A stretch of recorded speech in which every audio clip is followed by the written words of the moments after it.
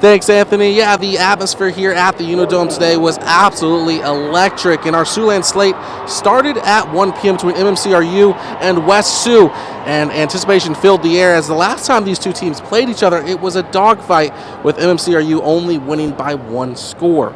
Royals come into the game at 11-0, Falcons with a chance to avenge this defeat.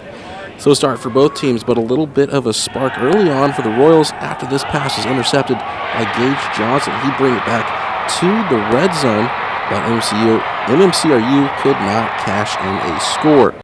Back and forth for a while, but it would be the Royals striking first after Eli Harpernell would hit Michael Schmillen on the quick out, and he'd take off for the long touchdown with the Royals on the board, 7-0. Later in the second quarter, Harpernell would launch one downfield to guess who? Michael Schmillen again in triple coverage. It doesn't matter. Schmillen would snag it and take off for another huge score for the Royals as they begin to pull away. In the final seconds of the half, the Royals would look to solidify their lead, and again, it's Michael Schmillen hauling in the heavily contested pass, turning upfield for his third touchdown of the day. Falcons could not get the game under control as MMCRU shuts out West Sioux to move on to the championship. We're moving on. We got a lot more work. I'm not going to count our chickens for their hatch yet. We got to stay focused for one more week, and we've got a tall task ahead of us. St. Anne's-Gar is big, and they won big today, and we've got our work cut out for them to prepare. But I think we've got the people that can do that. I feel really good. Just having a high standard of win and just being able to go into next week with a high level of confidence and being able to know that we can do it. Royals will head back to the Unidome next week to face St. Anne's-Gar in the Class A final next Thursday at 1 p.m. But the day isn't over just yet. Sergeant Bluff Luton then took the field against Pella. Pella took a strong lead early start in the second half, up 21-7.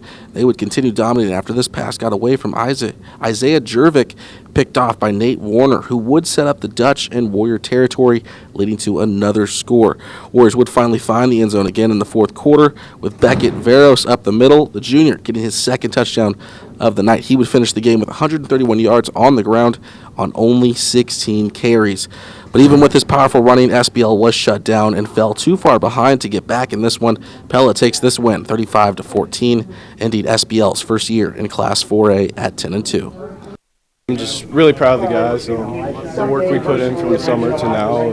It's a true testament of all the hard work we put in. And I'm just really proud of those guys, and I love those guys. Well, a lot of it was we just weren't executing as well as we had been, and plus that's a really good defense over there. We knew it was going to be a slugfest. We needed to get a couple more stops than what we did. We kind of figured it would be a low 20 scoring game each team, and it probably would have been. And most times we play that game, but today they made some big plays in the pass game when we were shutting the run down. And then when when they made those plays, then we had to soften up a little bit in the run fit. Speaking with Coach Smith, he praised his team for their bravery, hard work, and dedication this season, having been one of the smallest schools in 4A and being one of the last ones standing.